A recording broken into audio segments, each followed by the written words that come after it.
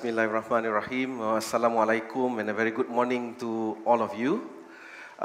First, I'd like to thank the organizer for the kind invitation for me to be here and share with you some of the things that we are doing at MITE.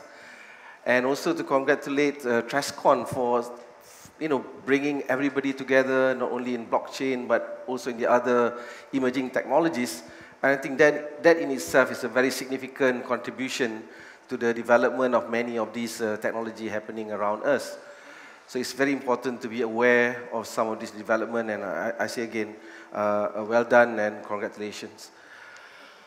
Now, this is the session where you actually put your iPad away, take a more relaxed stand, and just listen for a few minutes. I don't think I'll be using up the 30 minutes, but just to share you a few things and my thoughts on blockchain and related developments. Very comfortable wearing this thing, because other than being on stage to speak, I also play drums in a rock band, so I'm okay. I sing while playing the drums, so it's quite comfortable for me. Right, let's go into the keynote. I'd like to start with hope, and I like to start with a human touch. Why the pictures of these three ladies? Well, these three ladies were celebrated last year, being the 8 women on top of the list of Malaysians that have achieved so many things. On the left-hand side is Dr. Nur Amalina. She's a surgeon at Imperial College. In the middle is Major Patricia Yap. He's the first MiG-29 female fighter pilot in the world. So that's a Malaysian. On the far end is Dr. Wan Mardatul Amani.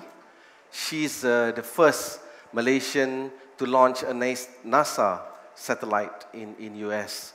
So ladies, I mean, you're doing big things in Malaysia. Why I brought this thing up is because the person behind blockchain in MITE is also a lady. And her name is Mastura. I'm sure you have met her in many occasions. She's a very energetic, very vocal, and very persuasive person. Because she persuaded me to come here and talk to a group of blockchain experts on the topic of blockchain. And that's a suicidal attempt, actually. And what I've been doing for the past 25 years in MITE is actually looking at the high-tech sectors. I look at aerospace, automotive, and the rest of the high-tech sectors. But when I look at blockchain back, I mean, trying to be a student of blockchain, everything that I experienced the last 25 years comes back. Because with blockchain, we can really make all these sectors much more effective, much more competitive, especially to the local companies, if they were to implement blockchain. Right. And I think one thing that we should not also ignore is how the country has actually excelled in the financial sector. And when I went to Singapore this year for a one-day rendezvous with a few blockchain experts, including Professor David Lee of the National University of Selangor, he gave me his book, and he said, Yusoff, when you go back, do me one thing. Tell the world what Malaysia has achieved in financial inclusiveness. And to tell you, you are doing a better job than Singapore. And I think the facts actually says it, that we are able to extend many of these financial services even to the most rural areas in Malaysia. And more than 80% of the Malaysians are actually connected to some form of financial services. So that in itself is an achievement, and he's asked me to say that. So I basically fulfill a friend's request, which I met just a few months ago. And I think this augurs very well that we approach blockchain not only in terms of commercial gains, but also what it can do to better the lives of our people, of our population. And I think when you get to that point where that is your objective of doing blockchain, you will never go wrong. And you will be able to surmount any challenges that we have been hearing this morning about regulatory, about all these challenges, because that objective will actually keep us going. Well, we have a new government. I don't pretend that this is the first time I'm using these slides. I use this slide in Singapore and other places where I talk about. Because people need to know that when you have a new government, there will be changes. There will be some, redefining of your priorities and etc.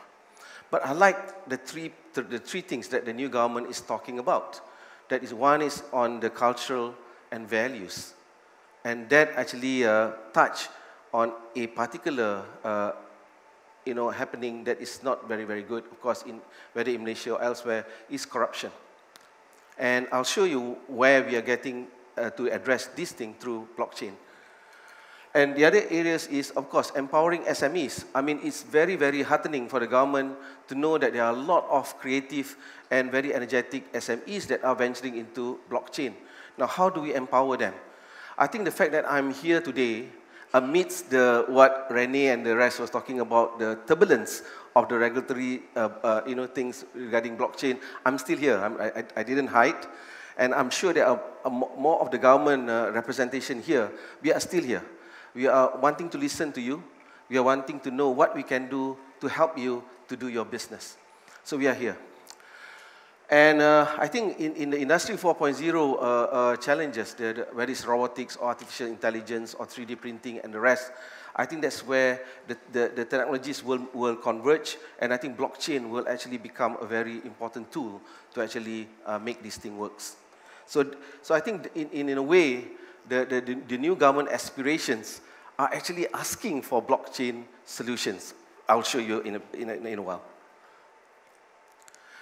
So it can be a bottom-up approach to technologies. There could be a top-down approach too. And I think in Malaysia, it's very, very, it's very good to know that the government is talking about blockchain, especially the top leader in the country, and understand how blockchain connects to the other economic activities. So maybe it's not always 100% right, but it is actually telling you we are putting emphasis on developing this technology. And I think the Prime Minister has been saying that, guys, build something. Don't just become a part of the whole system. Be the one on the top. Build something. And if you do that, we're going to help you, and I think you're going to make a lot of difference to the country. That's where the new aspirations are. And I think many of you are moving towards that point.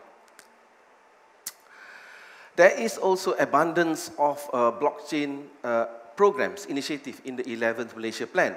So that means in the economic sphere, where the country talks about how do we enrich ourselves, how do we help businesses, blockchain is there. In a bigger context, it is to look at prudence and government governance, focusing on infrastructure projects and the rest. So that means it's at the top process, at the very top, it is translated into programs and initiatives, and it also will translate into some kind of a support for the industry. So the National Anti-Corruption Plan was just released about, I think, a few weeks ago. And in one particular chapter, it talks about blockchain as a tool for combating corruption. And we heard this morning about how blockchain can make things more transparent and more accountable. And I think that is something that could change the landscape of the country in terms of procurement, in terms of how we embark on projects and the likes, especially from the government perspective. So this is again another role that the blockchain community has to play, not only in terms of commercial, but also look at that societal and cultural well-being. And in our own document, we talk about blockchain being everywhere. We see it in aerospace, traceability of products. That's a very, fertile place to work on. We work with airlines, looking at maintenance record for their maintenance activities, so that it cannot be changed in case of any incidents or accidents. We look at, in automotive, the various data that is being generated by the, you know, the sensors and etc. is actually requiring that kind of blockchain technology to manage it. So I think that is the flavor of the country, the flavor of the government, as much to say that we are there to actually promote this industry, but you too have to help us to understand and how do we actually manage it.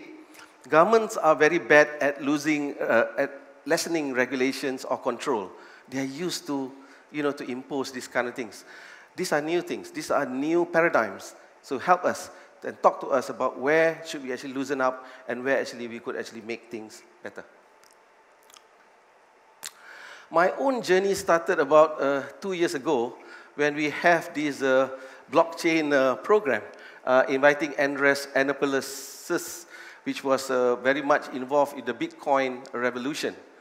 And I was standing with him, and I was only going to talk about the blockchain connecting here and there, and then here he was talking about Bitcoin and etc. I was really feeling quite intimidated, but because that was my first instance listening to cryptocurrency and how it is changing the world.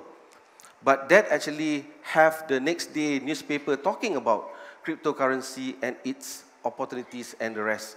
So it's about awareness. And I think this is where Mohd is actually keen to play a role, that is to make not just the group inside here, but those outside to understand a bit about blockchain and what it can do to your operations or your lives. And then I made an announcement. I mean, going through some documents, especially from the World Economic Forum, I made a commitment that says that the government will actually implement a full-blown blockchain by 2025. The next day, I got a lot of calls that say, why are you working so slow? Why 2025? Why not 2021, 2022? But I think from the discussion this morning, you will have a feel that there's a lot of things to do and to put in place before the government is ready to have a full blockchain approach. I would like it to be 2023. I would like to change it to 2022. But then we need to work together very closely to make it happen. So I really look forward to changing my stand.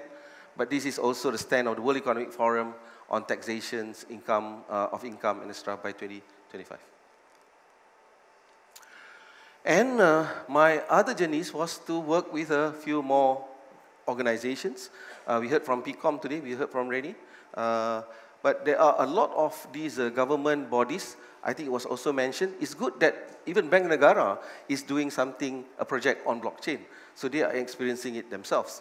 But we have other agencies that are also working on the blockchain to understand better this technology. And I think they should be applauded to do this, and we should actually encourage them to do more. And these use cases can actually help to not only create businesses, but also to make good regulations for the future. So, but the best journey I had was when I decided to just run off to the airport and go to Singapore and met with a few friends doing blockchain and DLT. I met one Sabahan in Singapore doing tokenomics. I think she was one of the key experts on tokenomics. And then met Professor David Lee in the National University of Singapore, just going there and have a chat, conversation, and etc. And I feel the different perspective of different people. And I'm sure as we get together and listen to more people, there'll be more different perspectives. We heard about Hong Kong and Japan going ahead of the curve. Maybe those are the things that we need to continue to do, is to have more conversations. Right, where am I now? Yes, Mastura has committed to share with you this Malaysia Blockchain and DLT Outlook 2019. I mean, that's a contribution of Mohd to actually collect all this conversation that we have, some of the data that we have collected, and mostly from a survey that we have done with the private sector and the public sector. I think some of the findings are basically aligned to what the discussion is in the morning. But we need a document that actually is more layman than more experts like you would understand. I think there was a question about whether, it's a security or whether it's a commodity when we talk about the digital assets.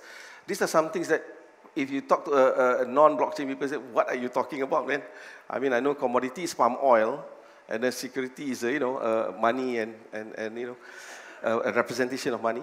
But these are the things that we need to actually convey to many of the non-blockchain practitioners.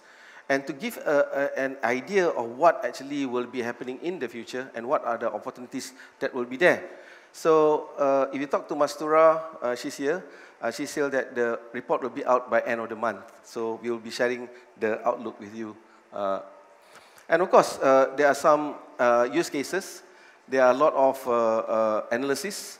But some of it is questions that we ask the public and the private sector. So one of the questions we ask is that, how do you think the government should act as an enabler to the blockchain development? And three common themes came up. That is one, you need to play a role as a regulator. The government needs to still regulate it.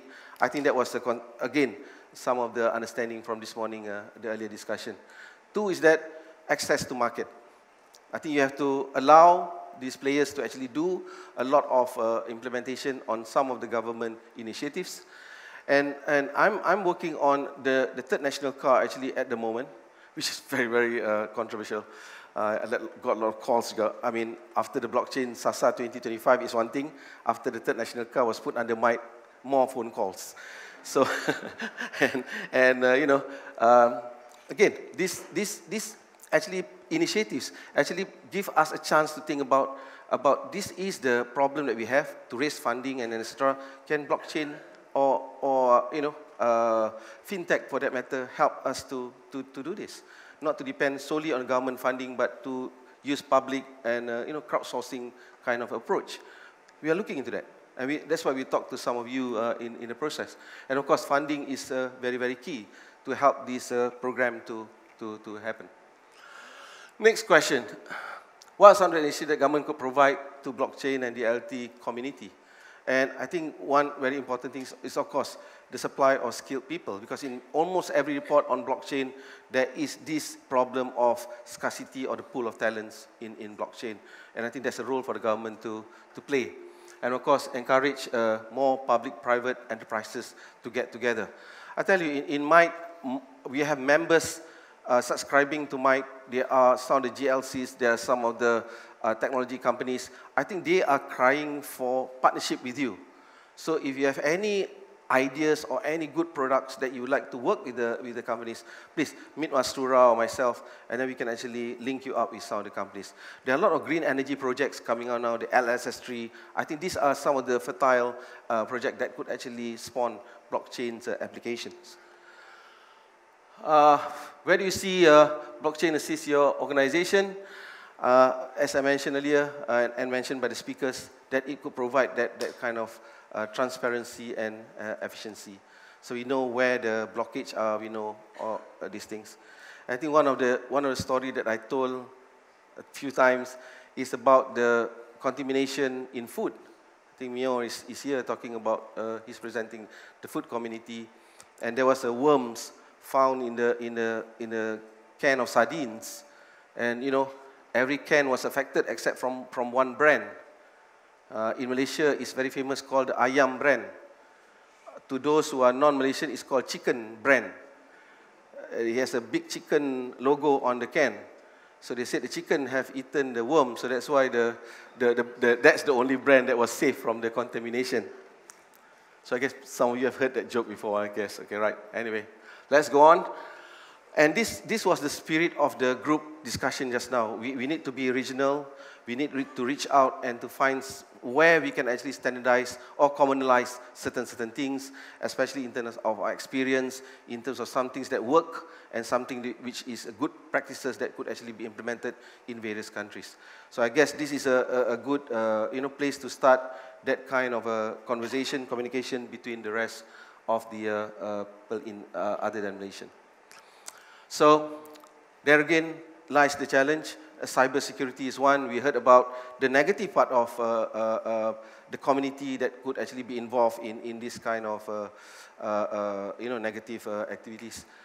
We need to curtail that, and of course, again, human talent is needed. So again, a role for the government, yes, but also need to be worked with the private sector. Right.